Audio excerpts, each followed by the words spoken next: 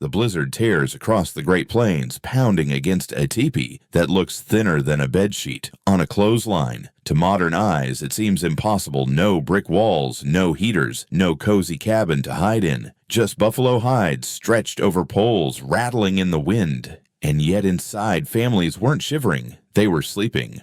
Warm, alive, ready for tomorrow.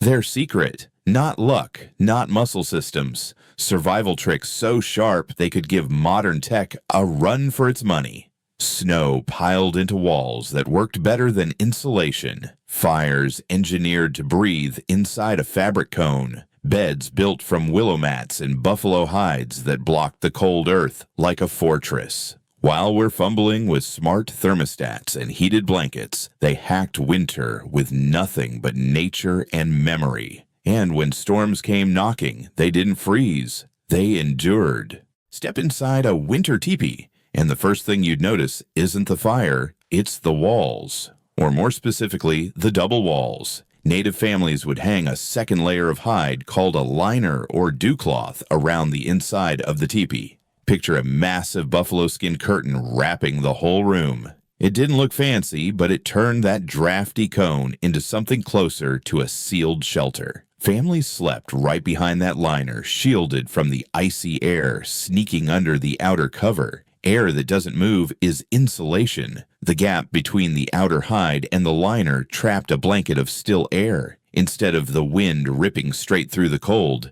got slowed down, stalled out, and pushed upward with the smoke. The liner basically forced convection to work in their favor. Hot air stayed low. Where the people were, cold air got channeled up and away. Now, fast forward to today. You've got fiberglass in your walls, spray foam in your attic, maybe even double-paned windows. Same principle trap, air block drafts, and keep the warmth where it counts. Except the native version didn't cost thousands or require a contractor. They built insulation you could roll up pack on a horse and reset the next night. Portable HVAC Medieval Edition. We call in heating specialists, spend big bucks on energy audits, and still complain about our houses being drafty. These folks, they hung a buffalo hide and solved the problem. No service call, no invoice, no press 1 for English. Just common sense centuries ahead of the curve. It's like they hacked HVAC with nothing but sticks, hides, and patience. Proof that sometimes the best solutions aren't in the hardware store, they're in the memory of people who refused to freeze. Look up inside a winter teepee, and you'll notice something most people would miss: a second ceiling. Native families often stretched a hide or heavy cloth across the upper part of the lodge, right above where they slept. This wasn't decoration, it was the ozan.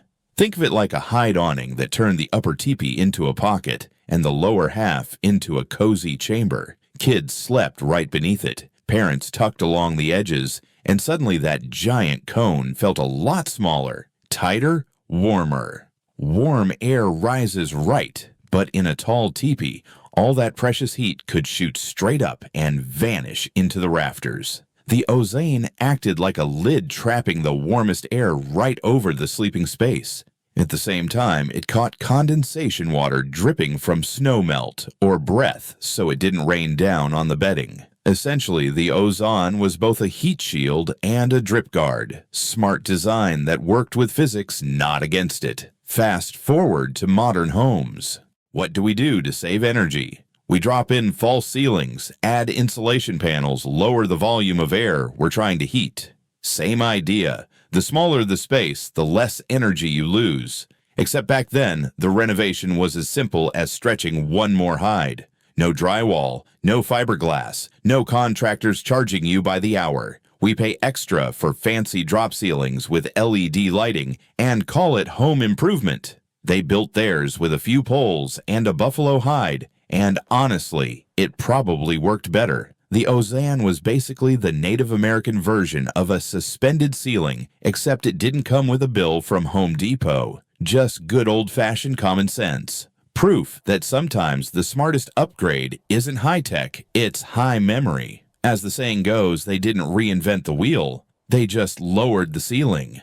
Picture this. The storm rolls in snow, piling up faster than you can blink. Instead of hiding, native kids are out there with sticks and bare hands shoving snow up against the teepee's base until it looks half buried. Moms and dads are stuffing dry grass and moss into every gap between hides. From the outside, it looks like chaos. From the inside, it feels like someone just pulled a giant blanket over the whole house. Snow isn't solid ice, it's full of air pockets. Pack it tight, and you've basically made a free layer of insulation. Grass does the same thing.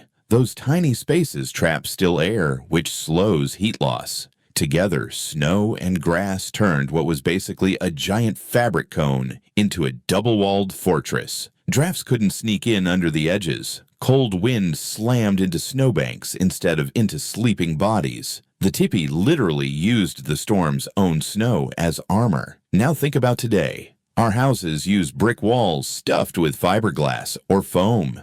Same principle, hard outer shell, soft core that traps air, except theirs didn't need a Home Depot run or a construction crew. Their insulation fell out of the sky. Every storm was like a free delivery of building material. While we grumble about shoveling the driveway they were shoveling for survival, what felt like back-breaking chore to us was life insurance for them. Call it what you want, primitive, messy, inconvenient, but it worked. They hacked physics with nothing but kids' grass and snow. Shoveling snow wasn't just maintenance, it was free insulation. Sometimes the difference between freezing to death and waking up alive was just a wall of white stacked outside the door. Out on the winter plains, the wind wasn't just cold, it was a weapon. It tore through teepees, whipped sparks from fires, and stole warmth faster than you could replace it. So what did the men of the camp do? They grabbed willow branches, brush, even piles of scrub, and built a fence around the lodges. Not tall, not fancy, just a ragged ring of sticks and brush. But when the blizzard hit that humble wall, worked like a shield. Families inside felt the difference immediately. Less draft, steadier fires, fewer nights waking up with frost creeping under the hides. Wind is the #1 thief of heat. The faster it moves across a surface, the quicker it strips away warmth. By throwing up a brush fence, they slowed the wind's speed before it even touched the tepee. That break in velocity kept cold air from punching straight into the lodge. In modern terms, it created a buffer zone, the same principle farmers use with windbreaks of trees to protect crops. The teepees didn't just fight the cold, they redirected it. Now look at us. We design suburban neighborhoods with tree lines, build snow fences along highways, even put up backyard screens to block drafts. Same physics, just fancier materials. But where we see landscaping, they saw survival. And their version didn't cost a dime, it came straight from the brush around camp. Imagine the wind as a heavyweight boxer. Instead of taking the hit straight to the jaw, the tribe sidestepped and let the punch glance off a wall of sticks. No black eye, no knockout, just smart defense. While we're complaining about wind chill on the weather app, they were out there building nature's windbreak with their bare hands. Proof that sometimes survival isn't about throwing a harder punch, it's about dodging smarter. Now picture this. It's midnight. The fire is crackling in the center of the tepee, and the smoke starts to build. The kids are coughing. The air feels heavy.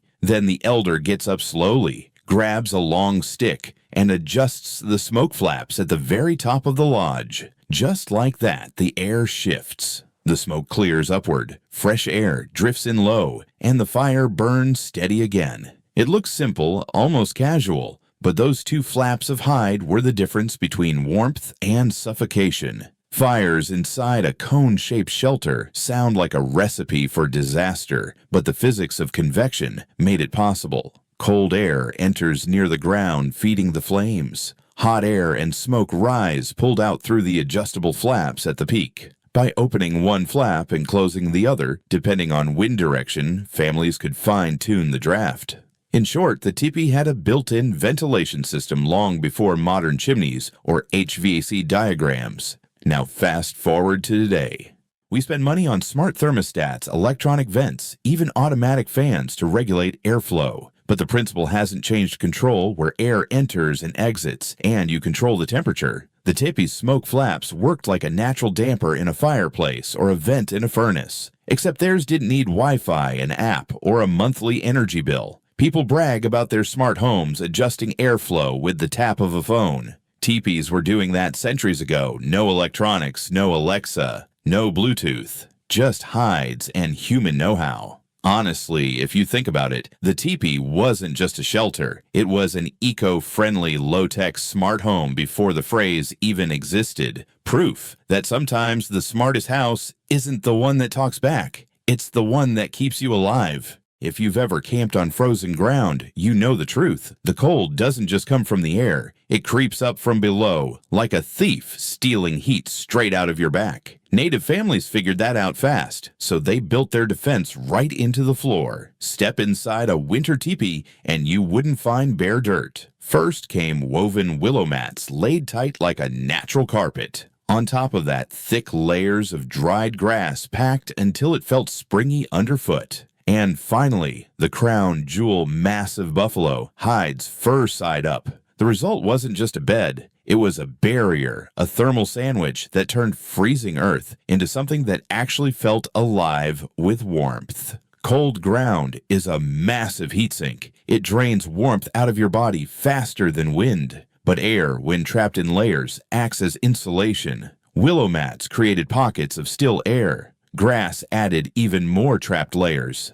And buffalo hides, their fur held body heat like a magnet, while the leather side blocked drafts. Together, it worked like primitive radiant floor heating, storing heat during the day and releasing it at night. Now compare that to today. We've got memory foam mattresses, heated sleeping pads, and even radiant floor systems in luxury homes. But strip away the gadgets, and the principle is identical trap. Air block heat loss, stay warm. The difference is their version didn't cost thousands or require an instruction manual. It was portable, renewable, and effective enough to keep families alive through sub-zero nights. While we're wandering IKEA, debating which mattress topper feels right, they were out there weaving willow stuffing grass and unrolling buffalo hides. No catalog, no assembly required, no Allen wrench, just nature's hardware store. Forget IKEA. Their beds didn't win design awards, but they worked. Proof that sometimes the best night's sleep doesn't come from Swedish furniture, it comes from the ground up.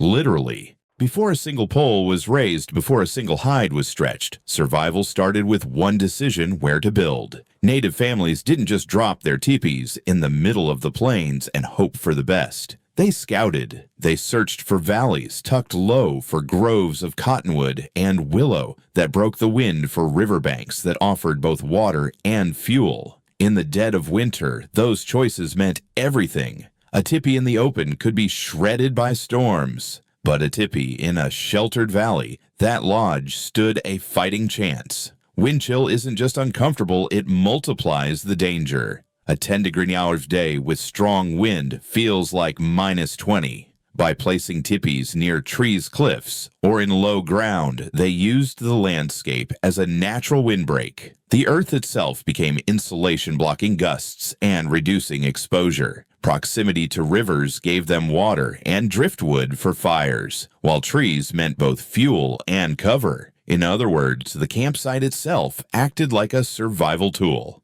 Fast forward to modern life. What do we look for in real estate? Good insulation, low energy bills, maybe a nice neighborhood shielded from highway noise. It's the same principle. Today's prime location is about comfort and resale value. Back then, it was about not freezing to death. The logic hasn't changed. Pick the wrong spot, and you'll pay the price one way or another. Realtors love to say, location, location, location. Turns out that rule wasn't invented by Wall Street or suburban developers. It was survival gospel long before Columbus ever showed up. Native families mastered site selection centuries ago. No Zillow, no GPS, no market analysis. Just sharp eyes instinct and the will to live through winter. Proof that sometimes the smartest investment isn't granite countertops, it's simply picking the right patch of ground. So, here's the bigger picture. These 7 tricks weren't random hacks, they were a system. Liners that trapped heat ozans that lowered the ceiling's snow walls that insulated brush fences that blocked the wind smoke flaps that breathed with the fire, buffalo hides underfoot, and winter camps chosen with surgical precision. Piece by piece, they turned fragile tipis into survival machines. And that's the lesson for us. Survival doesn't always come from gadgets, apps, or the latest outdoor gear. It comes from knowledge, from memory, from the stubborn creativity of people who refuse to freeze. The same storms that could kill became fuel for invention. Which of these ancient tricks blew your mind the most? Drop it in the comments. And if you want more survival wisdom tested by centuries, hit subscribe, because the next storm is always closer than you think.